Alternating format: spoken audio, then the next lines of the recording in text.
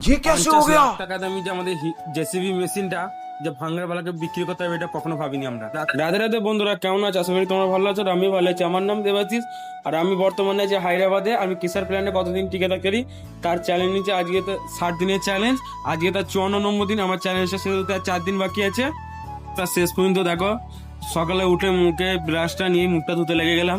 ধোয়ার পর ডিউটি জামা প্যান্ট পরে একটা বাবল গাম মুখে চিবাতে চিবাতে ডিউটির দিকে এসছি। আর আমার ভিডিও যদি ভালো লাগে বন্ধুরা, চ্যানেলটা সাবস্ক্রাইব করে পাশে থাকবে। আর আমাদের জকেশ্বরের যে স্যুটটা, সেই স্যুটটা ভেঙে গেছে, ওই জন্য চেন পুলিতে টেনে জড়ো করছে, ওখানটা পাথরও আটকায়। স্যুটটা না জয়েন করলে পাথর ছিটকে কাউকে লাগলে মরে যাবে, ওই জন্য।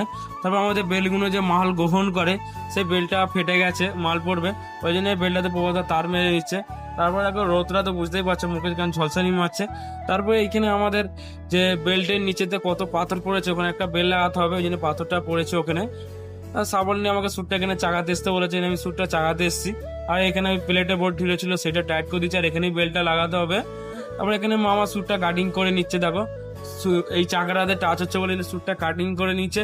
আমাকে পানা দুটো অসার নিয়ে চলে আসতে বললো, পানার অসার হাতে করে আমি নিয়ে যাচ্ছি। দেখো নিয়ে যাওয়ার পর একটু বসছিলাম, তারপর বললো প্লেটটা কাটিং করে নিয়ে একটা প্লেট, ওই জন্য আমি আর লক্ষণ মার্কিং করে কাটিং করতে লেগে গেছি।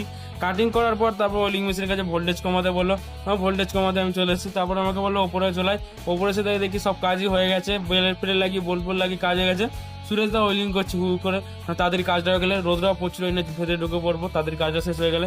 আবার ভিএসআর দিকে জামাইকে প্ল্যানটা চালু করে দিতে বললো, ওই জন্য জামাই প্ল্যানটা চালু করতে চলে গেলো। তারপর আমার স্বামী মিলে বকছিলেন, তো আমাকে শুরুতে বলে প্ল্যানটাকে চালু করে দে, এদিকে স্টক পাইলটা খালি গেলে তো আমরা একটু রেস্ট পাবো।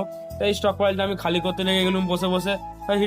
হিটাজিটা এখন সার্ভিসিং হবে, নতুন হিটাজি। এই হিটাজি মেশিনটাই তাতে এখন সার্ভিস আছে, ওই জন্য একটা বোল্ট খুলছে না, সেই বোল্টটা খুলছিল ওয়েল্ডিং করে সুরেশ দা। আর দেখো এখানে প্ল্যান চালু হয়ে গেছে, জকের সাথে আমি বসে প্ল্যান চালাচ্ছি। আবার দেখা পরে নেক্সট ভিডিও।